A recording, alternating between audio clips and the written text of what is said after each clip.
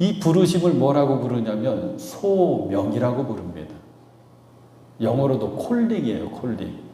불러주신다. 소명.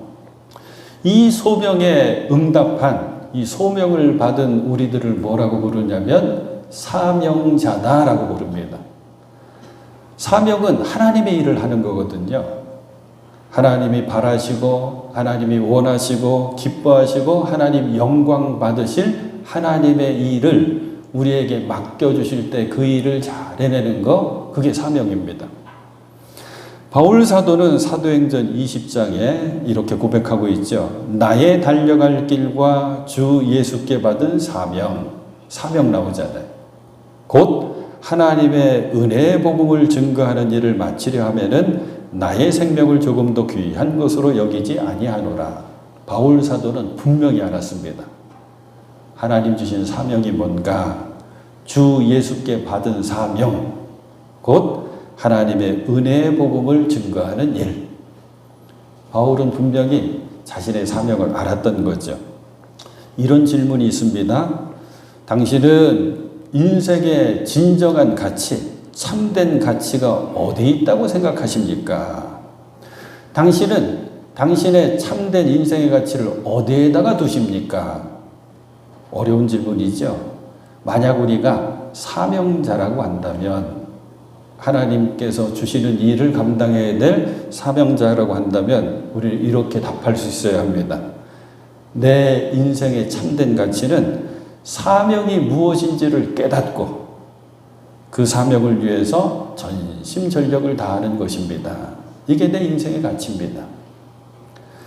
오늘 말씀은 부르심을 받은 우리가 하나님의 일을 어떻게 해야 하는지, 소명받은 우리가 어떻게 사명을 감당해야 하는지를 그릇으로 비유해서 알려주고 있습니다. 결론은 우리들은 깨끗하게 준비되어 귀한 일에 쓰임받는 그릇이 되어야 합니다. 이것입니다. 깨끗하게 준비가 되어서 귀한 일에 쓰임받는 그릇이 되자. 그릇 이야기 먼저 한번 해볼게요.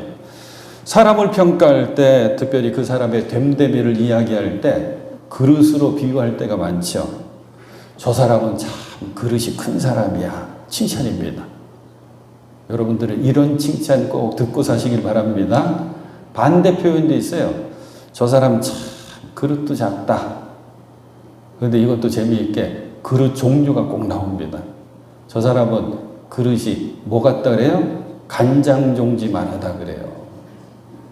이런 얘기 들으면 안 돼요. 대기만성이라고 하는 사자성어도 멋지죠. 큰 그릇은 만이라고 하는 게 늦을 만자거든요. 나중에 늦게 채워지는 법이다. 우리 어머니들 특징, 우리 자매님들 특징이 있습니다. 옷장을 딱 열면 옷장 안에 옷이 한가득이거든요. 그런데 뭐라고 그러냐면 입을 옷 하나도 없다 그럽니다. 신발장을 열면 신발이 종류별로 쫙 있습니다. 빈틈도 없어요. 그런데 내 맘에 꼭 뚫은 구두 하나는 없어요. 부엌의 찬장을 열면 그릇이 켜켜이 쌓여 있습니다. 그런데 정말 내 마음에 쏙 드는 예쁜 그릇이 없어요. 오늘 사도 바울은 이렇게 믿음의 아들 디모데에게 이야기하죠. 큰 집에는 금그릇과 은그릇만 있는 것이 아니라 나무 그릇과 질그릇도 있어서 어떤 것은 귀하게 쓰이고 어떤 것은 천하게 쓰입니다. 그러므로 누구든지 이러한 것들로부터 자신을 깨끗하게 하면, 가장 중요한 말씀이에요. 자신을 깨끗하게 하면 그는 주인이 온갖 좋은 일에 요긴하게 쓰는 성별된 귀한 그릇이 될 것입니다. 큰 집은 살림살이도 더 크겠죠. 그러니까 그릇의 종류도 여러 가지입니다. 소명받아 사명자가 된 저와 여러분도 다양하죠. 그릇은 만든 재료에 따라서 이름이 불려집니다. 금으로 만들었으면 금그릇, 은으로 만들었으면 은그릇. 금이나 은처럼 좋은 재료로 만들면 그것은 귀한 일에 쓰이고, 나무로 또는 흙으로 빚어서 질그릇이 되면 천한 일, 아니면 평범한 일에 쓰이게 됩니다. 오늘 말씀은 저와 여러분들이 스스로를 깨끗하게 가꾸어서 하나님의 손에 붙잡혀서 쓰임받는 그릇이 되어야 됩니다 라고 하는 내용이거든요. 때문에 오늘 말씀을 통해서 먼저 여러분들이 꼭 기억해야 될 것은 나는 사명받은 쓰임받는 그릇입니다 라고 하는 고백입니다. 나는 사명받은 쓰임받는 그릇입니다. 또 이렇게 질문해 보십시오. 나는 어디에 어떤 모습으로 쓰임받으면 좋을까?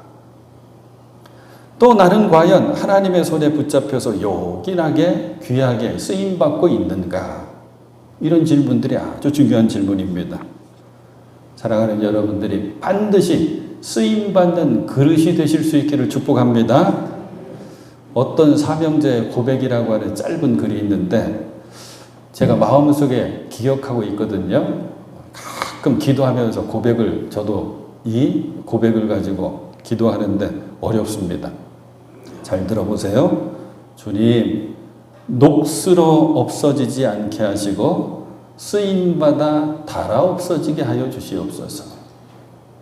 멋져요. 귀하긴 귀한데 조금 겁납니다. 근데 의미는 아시겠죠? 쓰임받지 못해서 녹슬어 없어지는 인생이 아니라 쓰임받아서 닳아 없어지는 인생 되기를 원합니다. 자, 그러면 어떤 그릇이 귀하게 쓰임받을 수 있는 그릇이 될까? 쓰임받는 귀한 그릇 어떻게 하면 될 수 있을까? 첫 번째 우리가 기억해야 될 것은 하나님의 손에 붙잡혀서 쓰임받는 그릇은 만든 재료가 문제가 되지 않습니다. 이것입니다. 재료가 문제가 아닙니다. 세상의 모든 제품들은 어떤 재료를 가지고 제품을 만드느냐가 아주 중요합니다. 재료가 그 제품의 품질과 가치를 좌우하거든요. 재료가 좋으면 그 제품은 좋을 수밖에 없고요. 재료가 좋지 않으면 그 제품은 좋을 리가 없습니다. 일부 예배 때도 말씀드렸더니 막 웃으시면서 맞아 그래요 그러시던데 우리는 요즘 여러 가지 이제 먹을거리들 보게 되면 제품을 살 때 뒤에 성분 표시 꼭 보게 되거든요. 굉장히 중요합니다. 여러분 그거 아셔요? 바나나 우유에 바나나가 없는 거. 저도 그거 맛있게 먹거든요. 아주 달짝지근한 게 맛있잖아요. 바나나 우유에 성분 표시를 보면 바나나 성분이 없습니다. 대신에 바나나 향 성분이 있어요. 그리고 먹어도 괜찮은 색소를 넣어가지고 노란색 바나나 색깔로 바나나 우유를 만들어요. 그리고 나서 다시 한번 바나나 우유 그 겉에 있는 이름을 자세히 보십시오. 바나나 우유가 아니라 바나나 맛 우유입니다. 바나나 맛만 흉내낸 우유라는 거예요. 자, 이 예를 또 한번 들어볼까요? 그런 얘기하니까 도자기를 만들 때 가장 먼저 이 도공들이 찾는 것은 좋은 재료 흙입니다. 좋은 재료 흙이 많은 동네가 여주 이천이거든요. 그러니까 여주 이천에 많은 도공들이 작품을 만들어내는 그런 도자기 마을이 된 거죠. 그 흙을 좋은 흙을 준비해 가지고 그 흙으로 그냥 만들지 않습니다. 물에 다 갭니다.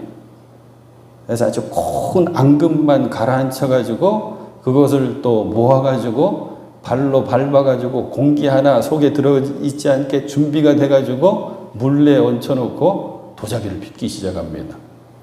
그렇게 좋은 재료로 도자기를 빚어서 가마에 놓고 이제 불을 지펴 가지고 도자기를 굽게 되면 우리 텔레비전 통해서 가끔 봤잖아요. 그러면 도공이 기대하는 마음을 가지고 가마가 다 식을 때까지 기다렸다가 도자기 하나하나를 이렇게 쳐다봅니다. 그리고 이거는 완성품 옆에다 놓고 이것은 이렇게 보고 탁 하고 깨트려 버립니다. 그 깨트릴 때마다 우리들은 생각해요. 나눠주지 저걸 왜 깨트리나. 왜요? 이물질 때문에. 그렇게 정성껏 재료를 준비하고 정성껏 빚어도 이물질 조금 들어가 있든지 유약이 덜 묻었든지 온도가 잘못된지 하면 어김없이 깨트려 버립니다. 그 이물질 조그만 거 하나 때문에. 자, 우리 한 사람 한 사람을 그릇으로 비유했는데 우리가 그릇이라면 우리들도 재료가 중요하겠죠? 우리들의 재료는 뭡니까? 육과 영과 혼입니다. 육은 우리의 육신, 겉사람입니다. 영은 우리의 속사람이죠. 다 다릅니다. 한 사람도 똑같은 사람 없습니다. 겉사람, 예쁜 사람이 있어요. 그냥 봐도 잘생긴 사람이 있습니다. 근데 못난 사람도 있습니다. 근데 못났다고 말은 못하잖아요. 그러니까 뭐라고 표현해요? 자유분방하게 생겼다 이렇게 표현하죠. 있습니다. 속사람은 더 복잡하죠. 타고나기를 선한 사람이 있습니다. 성격이 타고나기를 선한 사람. 근데 타고나기를 못된 사람이 있습니다. 욕심 많고 또 샘도 많고 참을성은 부족하고 재주가 많은 사람 분명히 있고요. 재주 없는 사람 분명히 있습니다. 그러면 여러분은 어떤 사람에게 호감이 갑니까? 좋은 재료로 만든 그릇에 호감 가는 것처럼, 금그릇에 호감이 먼저 가는 것처럼 모습도 마음도 생각도 성품도 좋은 사람에게 마음이 가게 되어 있습니다. 그래서 우리는 늘 기도해야 됩니다. 우리 자녀손들을 생각하면서 우리 자녀손들의 모습도 마음도 생각도 성품도 좋은 사람 되게 하여 주시옵소서. 그래서 하나님에게는 물론이거니와 사람들에게도 사랑받고 인정받게 하여 주시옵소서. 빼놓지 말고 드려야 될 기도입니다. 근데 문제는 우리들입니다. 부족한 우리들은 어떡합니까? 연약한 우리들은 어떡합니까?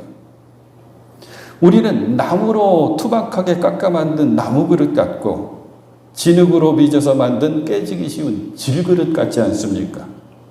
사람들은 금과 은으로 만든 그 그릇에 귀한 일을 당연히 하고 나무 그릇, 질그릇은 천한 일에 쓸 수밖에 없는데 그런데 놀라운 것은 하나님은 그러시지 않습니다. 이게 복음입니다. 고린도전서 1장 27절로 30절 우리 익숙한 개역성경으로 제가 읽어드릴게요. 하나님께서는 세상에 미련한 것들을 택하사 지혜 있는 자들을 부끄럽게 하려 하시고 세상에 약한 것들을 택하사 강한 것들을 부끄럽게 하려 하시며 하나님께서 세상에 천한 것들과 멸시받는 것들과 없는 것들을 택하사 있는 것들을 폐하려 하시니 이는 아무 육체라도 하나님 앞에서 자랑하지 못하게 하려 하심이라. 택하심의 은혜 놓치지 말자 그랬죠. 하나님은 어떻게 택해 주신다? 미련한 것을 택해 주신다. 약한 것을 택해 주신다. 천한 것을 택해 주신다. 멸시받는 것을 택해 주시고 없는 것을 택해 주신다. 우리들입니다. 하나님께서는 나무 그릇과도 같고 질그릇과도 같은 우리들을 붙잡아서 용인하게 사용해 주신다고 하는 말씀이거든요. 그래요. 주님께서 택해 주시면 가치 없었던 우리들이 가치 있는 사람이 됩니다. 쓰임 받을 수 없었던 우리들이 쓰임 받는 사람으로 바뀌어집니다. 이걸 뭐라고 얘기하냐면 거듭나서 전혀 다른 존재로 변화됐다고 얘기합니다. 복음서에 나오는 예수님의 첫 번째 기적 이야기는 가나 혼인잔치 이야기거든요. 물이 변해서 포도주가 되죠. 한번 생각해 보십시오. 물이 변해서 시원한 물이 됐다. 물이 변해서 펄펄 끓는 뜨거운 물이 됐다. 이것도 기적은 기적인데 이 기적은 전혀 다른 것으로 변화되는 것입니다. 물이 변해서 포도주가 됐다. 이게 신앙생활입니다. 저와 여러분들이 이 변화를 경험해야 됩니다. 사실 저도 여러분들도 이 은혜를, 이 변화함의 은혜를 경험하셨거든요. 근데 우리들의 변화는 그렇게 드라마틱하진 않았죠. 또 어떤 분들은 제가 이렇게 간증 들으면 정말 드라마틱하게 변한 분도 계셔요. 오늘 말씀을 통해서 우리들이 자주 듣게 되는 김익두 목사님 이야기 해드릴게요. 황해도 깡패로 유명했던 김익두, 이 김익두 목사님이 장터에서 서양 선교사님을 만나서 변화됩니다. 새 사람이 됩니다.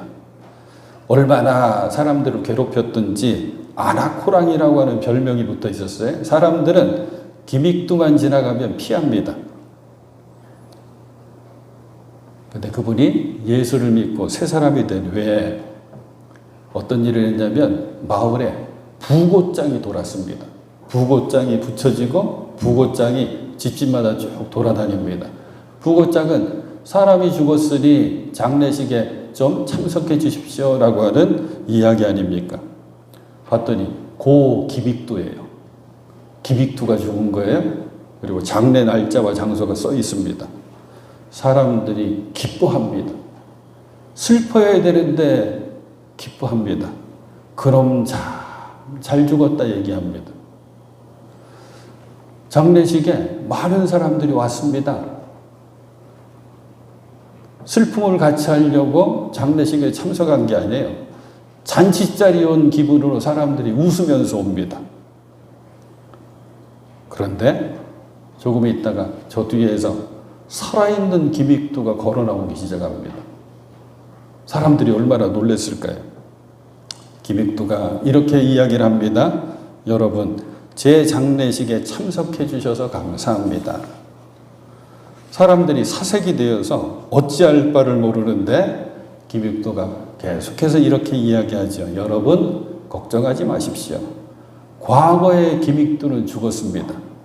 이제 저는 예수님 안에서 새롭게 태어난 김익두입니다. 그동안 저의 여러분에게 잘못한 것 진심으로 사과합니다. 그 뒤에 신학교 들어가서 목회자가 된 거예요. 그리고 많은 사람들의 영혼을 구원하는 부흥사가 된 거죠. 그런데 정작 중요한 것은 여기부터입니다. 신학을 공부하고 목회를 하면서도 계속 옛 기질이 불쑥불쑥 올라오더라는 거예요. 화내기를 잘하고 그리고 포악하고 사납고 했던 옛 기질. 그럴 때마다 김익두 목사님은 스스로에게 소리를 질렀습니다. 야, 이 죽은 김익두야. 하나님의 나팔 소리가 아직 울려 퍼지지도 않았는데 왜 벌써 되살아나려고 하느냐? 아직 때가 아니다. 더 죽어 있어라. 누구든지 그리스도 안에 있으면 그는 새로운 피조물입니다. 옛 것은 지나갔으니 보라 새 것이 되었도다. 바로 이 말씀이죠. 이 말씀이 그대로 여러분에게도 적용되고 이루어지는 말씀이 될 수 있기를 소망합니다. 반드시 하나님께서 우리를 사용하십니다. 부족하고 연약해도 사용해 주실 것이고, 목사님 나 나이가 너무 많은데요. 이건 나이와 상관없습니다. 목사님 나이 많이 배우질 못했는데 배움과도 상관없습니다. 하나님은 변화시켜서 사용해 주시고 고쳐서라도 사용해 주심을 믿습니다. 자, 그러면 이렇게 귀한 일에 쓰임받게 되는 유일한 조건이 하나 있습니다. 이게 가장 중요하겠죠? 이것만 되면 쓰임받습니다. 깨끗하면 쓰임받습니다. 맛있게 요리를 합니다. 요리가 다 되면 그릇을 준비하죠. 정성 들여 만든 음식은 아름답고 좋은 그릇에 담아야지 더 좋아 보이고 먹음직스럽습니다. 요새 젊은 사람들은 플레이팅을 잘해야 된다 그래요. 플레이팅. 저는 아주 고급 음식은 못 먹어봤어요. 그런데 저는 고급 음식 간접적으로 먹는 법을 알아요. 유튜브에 보면 아주 비싼 음식 먹는 거 많이 있고 아주 좋은 음식 먹는 거 많이 있거든요. 저 그거 틀어놓고 라면 먹습니다. 오마카세라고 하는 거 한 번도 못 먹어봤는데 얼마나 맛있는 건지 제가 알아요. 사랑하는 여러분, 깨끗하면 쓰임받습니다.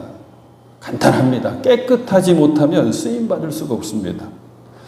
나무 그릇, 질그릇도 깨끗하면 쓰임받는데 금그릇, 은그릇은 아무리 좋은 그릇일지라도 깨끗하지 못하면 쓰임받을 수가 없습니다. 하나님께서 귀하게 여기시고 붙들어 사용하시는 그릇은 깨끗한 그릇. 디모데전서 1장 5절의 말씀을 보면 이 명령의 목적은 하는 말씀이 있어요. 이거는 이 복음의 목적은, 하나님 말씀의 목적은 똑같은 얘기거든요. 이렇게 되어 있습니다. 깨끗한 마음과 선한 양심과 거짓 없는 믿음에서 우러나오는 사랑을 불러일으키는 것입니다. 하나님 말씀 복음의 목적은 우리 마음을 깨끗하게 하고 선한 양심을 갖게 하고 거짓 없는 믿음을 갖게 해서 거기서부터 뭐가 나오는 거예요? 사랑을 불러일으키는 것입니다.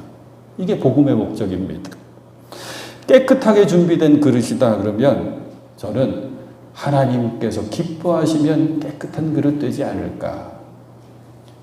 시편 말씀 147편 여호와는 말의 힘이 세다 하여 기뻐하지 아니하시며, 하나님이 뭘 기뻐하시냐니까. 이 말이라고 하는 것은 군마입니다. 군마, 힘. 사람의 다리가 억세다 하여 기뻐하지 아니하시고, 그러니까 우리의 힘, 재료로 치면 우리의 겉모습, 이거 가지고 기뻐하지 않으시고, 11절 여호와는 자기를 경외하는 자들과 그의 인자하심을 바라는 자들을 기뻐하시는도다. 하나님께서 뭘 기뻐하시는지 말씀을 통해서 알았으면 이 기뻐하시는 모습을 살게 되면 자연스럽게 뭐가 되는 거예요? 깨끗하게 준비가 되는 거죠.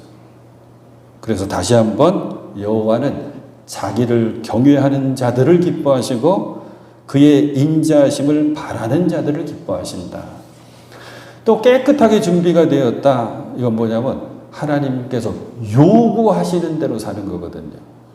하나님께서 원하시는 대로 사는 거. 미가서에 이 말씀이 나옵니다. 미가서 6장 먼저 6절 말씀. 내가 주님 앞에 나아갈 때 높으신 하나님께 예배 드릴 때 무엇을 가지고 가야 합니까? 번제물로 바칠 1년 된 송아지를 가지고 가면 됩니까? 내가 하나님 앞에 나가려고 하는데 하나님 앞에 나갈 때 뭘 가지고 가면 하나님 기뻐하실까요? 하나님 뭘 원하실까요? 1년 된 송아지입니까? 이거 뭐냐면 가장 좋은 제물이라고 하는 뜻이거든요. 7절 말씀은 제가 읽지 않을 텐데 뭐냐면 내 아들이라도 바칠까요? 아들이라도 바칠까요? 왜 그러면 그때 이방 종교 사람들은 자기 자식을 제물로 바쳤거든요. 근데 8절 말씀에 이렇게 나옵니다. 너 사람아, 무엇이 착한 일인지를 주님께서 이미 말씀하셨다. 주님께서 너에게 요구하시는 것이 무엇인지도 이미 말씀하셨다. 하나님께서 우리에게 요구하시는 거 이제 나와요. 오로지 공의를 실천하며 인자를 사랑하며 겸손히 내 하나님과 함께 행하는 것이 아니냐. 가장 중요한 것. 겸손히 너의 하나님과 함께 행하는 것이 아니냐. 이러면 깨끗하게 준비된 겁니다. 하나님이 바라시고 원하시고 기뻐하시고 하나님께서 영광 받으실 깨끗한 그릇이 되어서 쓰임받는 여러분 되실 수 있기를 축복하고 우리 매포교회가 이 시대에 쓰임받는 교회가 꼭 될 수 있기를 소망합니다. 그래서 날마다 기도하는 거예요. 주님, 우리 매포교회가 우리 매포의 성도들이 이 시대에 주님의 손에 붙잡혀 쓰임받는 교회와 성도들 되게 하여 주시옵소서. 빼놓을 수 없는 기도죠. 자, 이제 마지막. 귀하게 붙들려서 쓰임받기 위해서는 두 가지 놓치면 안 돼요. 자기 자리 지켜야 됩니다. 그리고 금가거나 깨어져 있으면 안 돼요. 금가거나 깨어져 있는 그릇은 또한 쓸 수가 없습니다. 자기 자리, 있어야 할 그 자리. 우리가 있어야 할 그 자리는 주님과 함께 하는 자리입니다. 제가 이렇게 써놨어요. 우리가 있어야 할 자리는 주님과 함께 자리입니다. 주님과 함께 자리. 우리 예수님 말씀하셨죠. 너희가 내 안에 내 말이 너희 안에 포도나무 비유 말씀하시면서 너와 나는 떨어져 있으면 안 된다. 하나가 돼 있어야 된다. 그래요. 말씀과 기도로 주님 곁에 주님과 함께 내 자리에 있어야 됩니다. 그릇도 그렇잖아요. 찬장의 그릇, 손을 뻗으면 필요한 그릇이 거기 있어야지 쓰임받습니다. 금가거나 깨어져 있어도 안 된다 그랬죠? 하나님은 토기장이가 되시고 우리는 진흙이라고 했습니다. 고린도 후서에는 우리는 이 보물을 질그릇에 간직하고 있습니다. 우리 인생을 뭘로 비유하냐면 질그릇으로 비유한 거예요. 특징이 뭐죠? 깨지기 쉽다는 겁니다. 그래서 깨지지 않기 위해서 해야 되는 게 하나님의 전신갑주를 입어야 되는 거예요. 틈이 생기면 그 틈으로 악한 영이 우리를 흔들어서 깨트려 놓으려고 하거든요. 사랑하는 여러분, 우리 모두가 그리고 우리 매포교회가 쓰임받기를 소망합니다. 주님의 손에 붙잡혀서 쓰임받기를 소망합니다. 말씀과 기도로 깨끗하게 준비가 되어서 주님 곁에 내 자리를 꼭 지키면서 주님 사용하실 그릇을 주님께서 찾으실 때 그 주님의 손에 꼭 붙들려서 주님 바라시고 원하시고 기뻐하시고 영광 받으실 그 귀한 일에 쓰임받는 사명자가 되시는 여러분들이 꼭 되실 수 있기를 축복합니다.